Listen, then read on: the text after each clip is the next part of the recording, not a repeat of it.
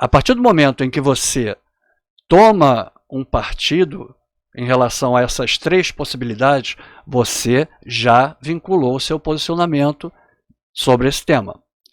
E aí começa aquela pré-seleção, aquela seleção, na verdade, de argumentos ou de possibilidades, né, na verdade, de possibilidades de uso daquilo que você percebeu no brainstorming. Então, aqui nós vamos começar a criar, vou deixar para vocês uma introdução que eu acabei fazendo, pegando aqueles elementos lá do brainstorming. Vamos ver como é que ficou? Então, olha a introdução que eu fiz pensando naquelas possibilidades retiradas do brainstorming. Na antiga Mesopotâmia, época do rei Hammurabi, havia uma lei chamada de Lei do Talião, que consistia em aplicar uma punição em circunstâncias semelhantes a quem cometia algum crime. Não é raro ouvirmos na sociedade em que vivemos sobre a prática do olho por olho, dente por dente, numa ressignificação vinculada à ideia de vingança. Porém, esse pensamento está longe de ser aceitável. Quem comete crime deve assumir as penalidades a que está sujeito por lei. Então, deu para perceber que muito do que está aqui estava lá no brainstorming? Por exemplo, sobre a lei do talião, a questão do olho por olho, dente por dente, a questão também de vingança, né? Eu fiz ali uma ressignificação vinculada à ideia de vingança, e logo em seguida eu deixei claro o meu posicionamento. Eu disse que lá na antiga Mesopotâmia havia essa lei, a lei do talião. Só que na nossa sociedade, apesar de nós ouvirmos, vez ou outra, alguém falar que, não, aqui é olho por olho, dente por dente. Isso vem, parece, né, lá daquela época. Essa ideia vem se arrastando desde aquela época. Mas, enfim, o posicionamento que foi tomado nessa introdução deixa claro que, porém, esse pensamento está longe de ser aceitável. Percebeu? Percebeu ali onde encaixou de cara o posicionamento? Quando eu falo que, porém, esse pensamento está longe de ser aceitável, eu estou indo a favor ou contra, ou sendo ponderado em relação àquela ideia de é justificável. É claro que esse ponto de vista aqui, essa tese, já deixa bastante claro que a pessoa que escreveu essa introdução, ela não é a favor do olho por olho, dente por dente. E que quem comete crime vai ser punido de acordo com as leis. Deu para perceber? Verificou como aquelas informações lá de trás do momento em que estávamos fazendo ainda o brainstorming, elas são usadas? Eu usei algumas dali e fiz a introdução e já o posicionamento.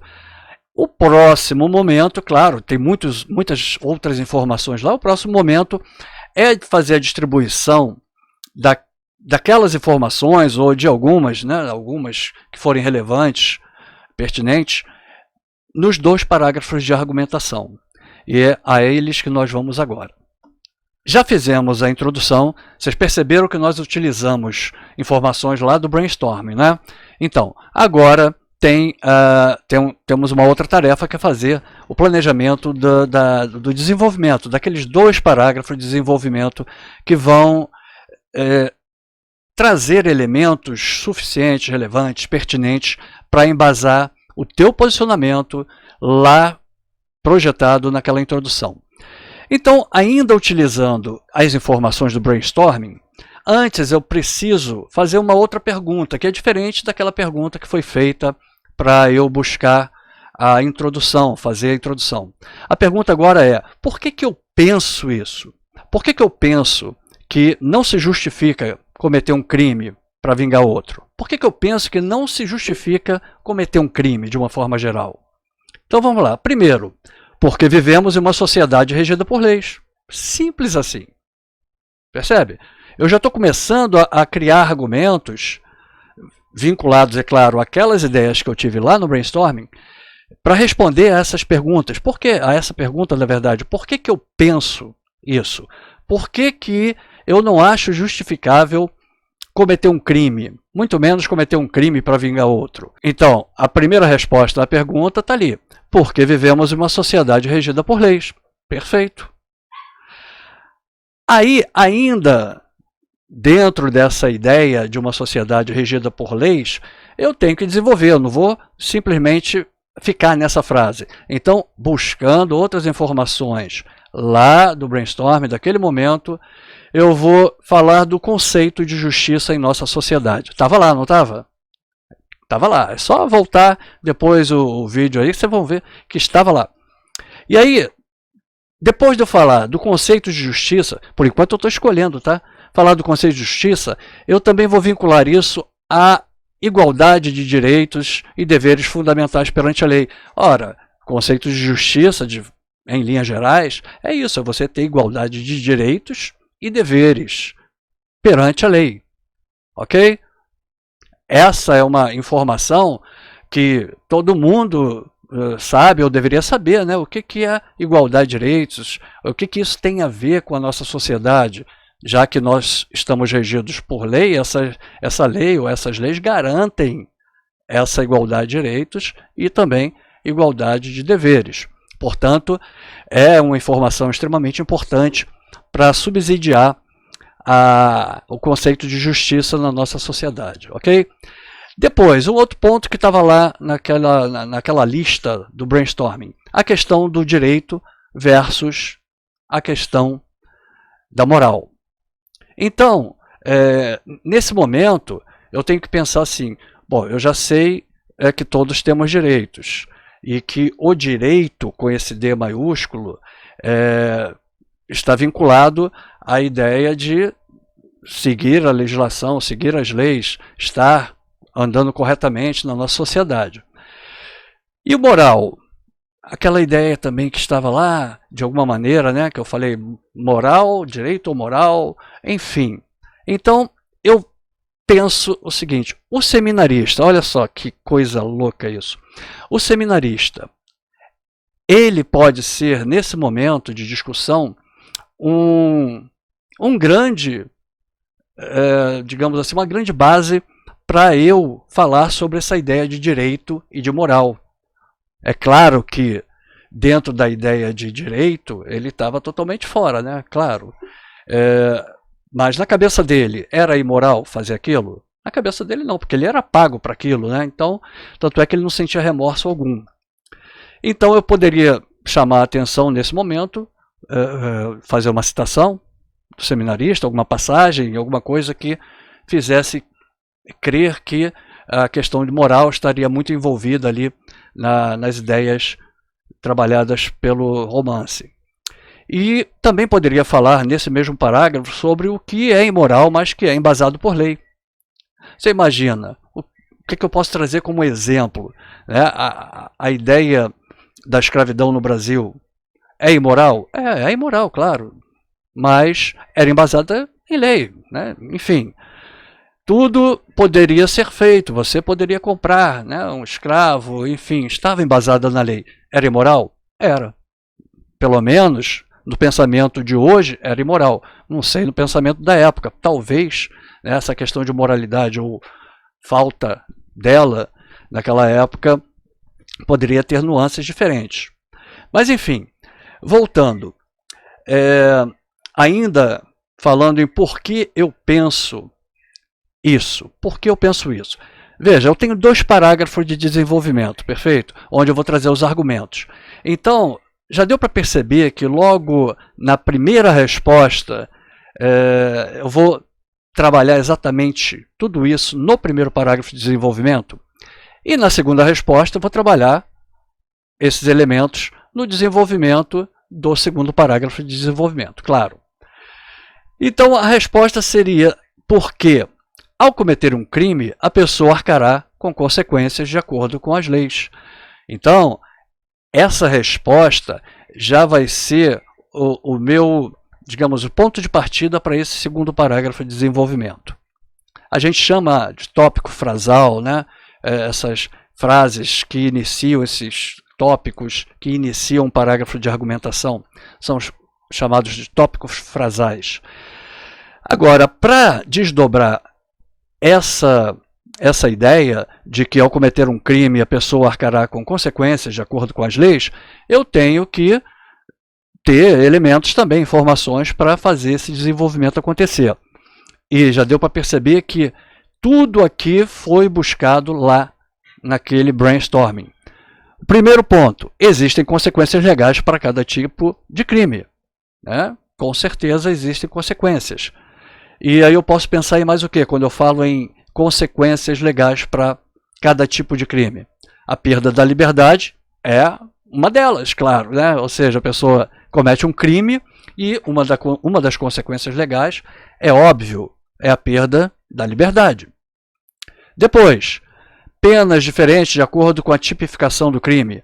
Então eu também poderia pensar nessa situação, quando eu estiver trabalhando nesse parágrafo de argumentação, com relação às consequências que a pessoa terá ao cometer um crime. Então, as penas diferentes de acordo com a tipificação. Se for um crime brando, digamos assim, vai ter uma pena branda. Se for um crime, olha só, nós nem estamos mais falando em futebol hoje em dia. Se for um crime pesado, digamos assim, de acordo com a tipificação, a pena também vai ser muito pesada. E outro ponto que também pode ser trabalhado nesse parágrafo de desenvolvimento é a perda da liberdade como causadora de outro tipo de desajuste social. Aí você vai imaginar o seguinte, poxa, é claro, né? A pessoa comete um crime, essa pessoa, possivelmente, ela tem uma família, faz parte de um núcleo familiar. A partir do momento em que ela comete um crime, não é só ela que sofre com isso, né? Isso acaba se desdobrando para todos os membros da sua família. Ou seja, há um desajuste muito maior, muito mais pessoas estão envolvidas diretamente ou indiretamente com o crime que a pessoa cometeu, né? E isso realmente é muito grave, porque vamos imaginar quantas famílias estão no dia a dia sendo tolhidas, né, nos seus direitos, quantas famílias estão sofrendo por conta de crimes que algum membro dela cometeu, ou até mesmo, por outro lado, quantas famílias estão sofrendo muito por conta de um crime que foi cometido contra algum membro dela. Perfeito? Então, perceberam que aquelas informações elas são muito importantes para começar a pensar uma redação? Aqui não é a redação. Aqui nós estamos fazendo o esqueleto dela, o esboço dela.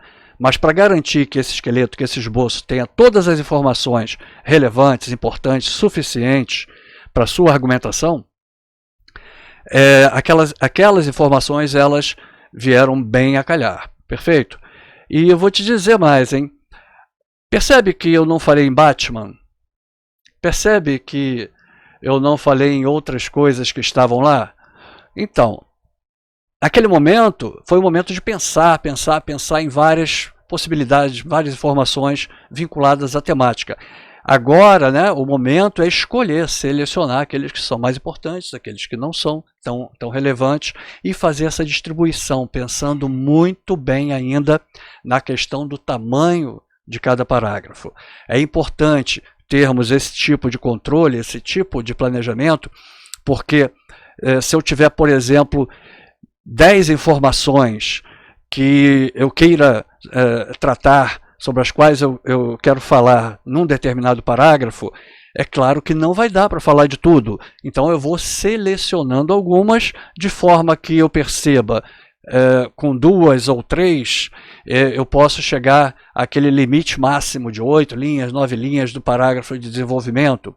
Ou, por exemplo, se eu acho que o meu parágrafo vai ficar muito pequeno para não criar aquela falta de harmonia de que eu falei lá no início, eu posso colocar uma informação a mais que eu tenha pensado lá no brainstorming. Percebe como a coisa trabalha assim de forma bem homogênea, de forma bem linear, no sentido de fazer com que você não perca o controle da sua redação e da temática que você está desenvolvendo?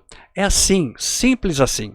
Fazer o planejamento de uma redação é pensar nas várias possibilidades de tratar aquele tema e das várias informações que você mesmo, você mesma, acabou tirando da sua cabeça para fazer essa composição. O último passo agora é fazer a conclusão, né? Só que, para a conclusão, você não precisa ter mais argumento, você não precisa ter mais nenhuma informação desse tipo, de fazer seleção, de fazer escolha, não precisa.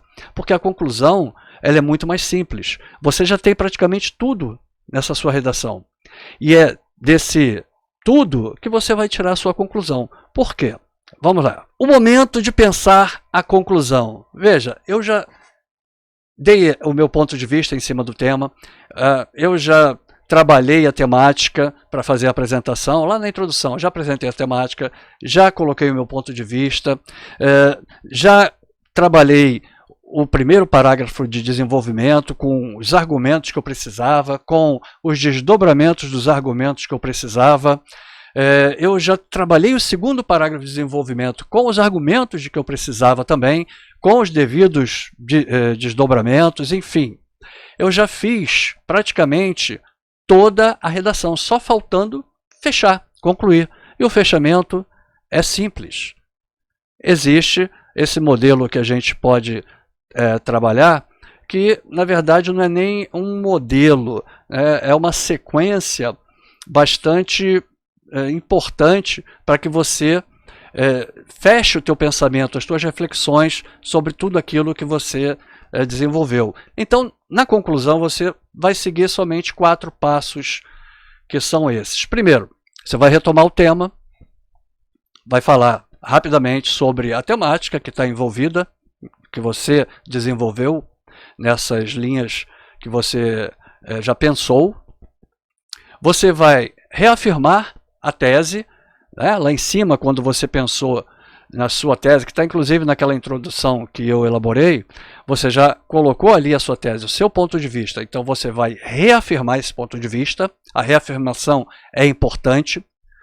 Depois você vai passar, se quiser, vai passar rapidamente pelos argumentos.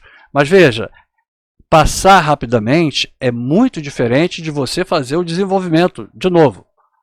O desenvolvimento, você teve todo um trabalho de selecionar argumentos, os desdobramentos, enfim, os exemplos. Aqui não. Aqui você só vai passar pelos pontos principais. Aquilo que está nos tópicos frasais. Portanto, é uma coisa bem rápida mesmo.